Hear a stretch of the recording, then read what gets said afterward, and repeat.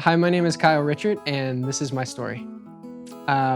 So I grew up in a traditional church, and when people ask me, when was a transformative moment in your life, it's kind of hard for me to answer, because Jesus had always been there. My family went to church. I felt like for me, it wasn't something that I had consciously chosen. It was just, I was a baby getting water dumped on my head. I was baptized in a church, and then here I am, and I'm making these choices. And it wasn't a decision that we went to church on Sunday. It was like something you did.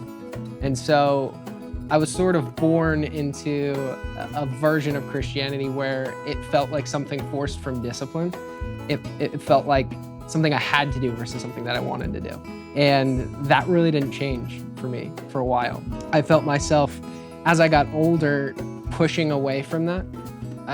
Looking back on it, didn't really have a relationship with Christ. I had a list of to-dos and boxes to check that if I didn't accomplish it that week, or maybe I missed a couple, I felt super defeated about it. So the analogy that I like to use is, at the time, God felt like an ant bully with a magnifying glass, kind of looking at my life. And if I did something wrong or took a misstep, I was gonna get fried. And it was something really that emotionally, again, I didn't really like the feeling of. And so for a very, very long time, I kind of went through the paces, went through the motions, and took the steps, but emotionally my heart wasn't there, and I certainly didn't have a relationship.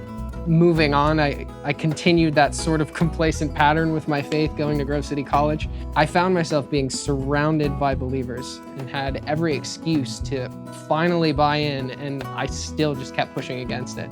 I would go home on breaks and hear stories of all of my high school buddies going to state schools. And at the time, I thought I wanted that crazy college experience, the movie version of what everybody thinks about when they think of college, all of that stuff. And I went searching for it. My junior year, I studied abroad in South America. Unfortunately, or fortunately, it was nothing like I'd planned. God had a different idea for where my life was gonna head.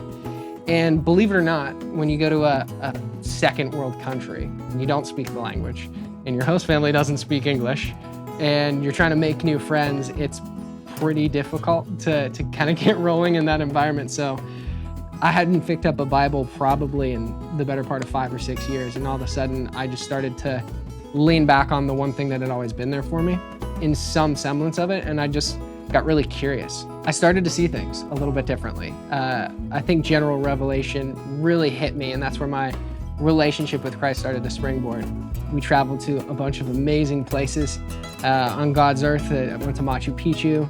I went to Patagonia. I hiked the O there, and all of these things started to be seen through a different lens. I recognized it as part of God's creation, realizing that nothing this beautiful could just come about, right? There had to be some sort of design plan or creator.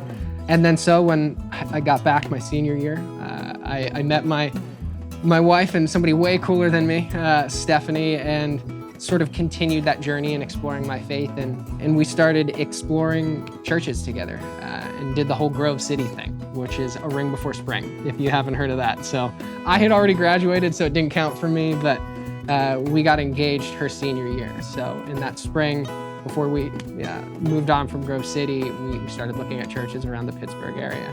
We landed on Orchard Hill. When I came here for the first time, it was a combination of the worship team and also Kurt's message at the time. And I just remember hearing the gospel message for the first time, and I absolutely just broke down crying. And I was driving my car on the way home and just was in tears, like it had finally hit me. There's nothing I'm gonna do, no boxes I'm gonna check. Nothing that I can earn or show up at the pearly gates and say, here's my resume, like let me in. It's through God's grace, mercy, and ultimately what he did for me out of love as to why I'm saved. And so that finally hit for me, and church went from being something I have to do on a Sunday that I really didn't want to do to being more of a need in a positive way, where I needed to be fed and to participate in that sort of thing. So I joined the worship team. Don't know why they have me up to this point. I feel fortunate enough to be included. But my hope in being a part of the worship team and in small group is to really just touch somebody's life the way Orchard Hill touched mine, and help me flip that switch in my faith. So pray that I can do that for other people. My name is Kyle Richert, and this is my story.